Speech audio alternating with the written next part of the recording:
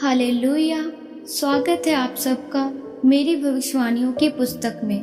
तो आइए हम आज के पवित्र वचनों को पढ़ेंगे जो कि परमेश्वर की दासी पास्टर सोनिया यूसुफ नरूला जी के द्वारा लिखा गया है। परमेश्वर के वचनों के अधीन रहें, जैसा कि दूसरा राजाओं अध्याय 8 उसकी 18 आयत में लिखा है। वह इजराइल के राजाओं की सी चाल चला जैसे अहाब का घराना चलता था, क्योंकि उसकी स्त्री अहाब की बेटी थी और वह उस काम को करता था जो यहोवा की दृष्टि में बुरा है। मेरे प्रियो, बाइबल में लिखा है कि यहूदा का एक राजा था जिसका नाम यहोराम था। बाइबल में लिखा है कि जब वह राजा बना तो वह परमेश्वर की आज्ञाओं पर नहीं चला और वही किया जो यहोवा की दृष्टि में बुरा था। उसने व्यभिचार और मूर्ति पूजा की, और जब उसने ऐसा किया तो जो राज्य उसके अधीन थे उन्होंने उसकी अधीनगी छोड़ दी, और यहोराम सिर्फ 8 वर्ष तक ही राज्य करने पाया। 8 वर्ष के बाद उसकी मृत्यु हो गई। जब जब आप परमेश्वर के वचन के खिलाफ चलते हैं तो परमेश्वर आपके दायरे को कम कर देता है। बाइबल में लिखा है कि परमेश्वर ने एलीशा को बोला कि इजराइल का राजा होने के लिए येहू का अभिषेक कर, और जब येहू राजा बना तो उसने बाल के सभी नबी को मरवा दिया और सब कुछ अच्छा कर दिया। लेकिन उसने यह गलती की कि जिस व्यक्ति को परमेश्वर ने उसे मारने की आज्ञा दी थी उसने उसको नहीं मारा, और इसलिए परमेश्वर ने उससे कहा कि जिस व्यक्ति को मैंने मारने की आज्ञा दी थी तूने उसे नहीं मारा। इस कारण मैं तेरी गद्दी को तेरे पर पोते के पोते तक बनाए रखूंगा और उसके बाद मैं तेरी गद्दी को छीन लूंगा।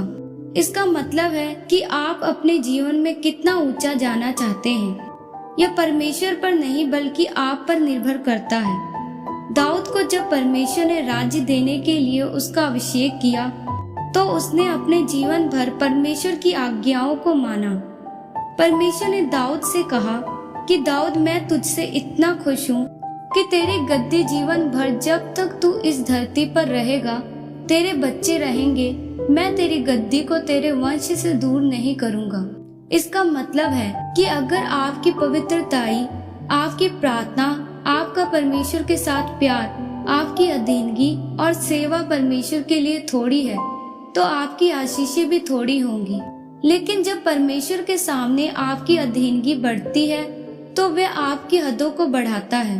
परमेश्वर आपके व्यापार को बढ़ाता है, वह आपकी आत्मिक उन्नति को, आपके अभिषेक को, आशीषों को, शांति और आपके परिवार की उन्नति को वह आपके जीवन में बढ़ाता है। जब आप वह करेंगे जो परमेश्वर के वचन के बाहर है तो वह आपको रोकेगा नहीं, पर आपको उसका नतीजा आप ही भुगतना पड़ेगा।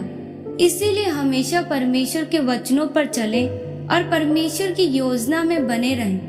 तब परमेश्वर आपकी हदों को बढ़ाएगा और आपको आशीषित करेगा। इस वचन के द्वारा परमेश्वर आपको आशीषित करे। आमीन। आइए परमेश्वर की दासी के द्वारा लिखे गए संगीकार को आप मेरे साथ एक मन होकर करें।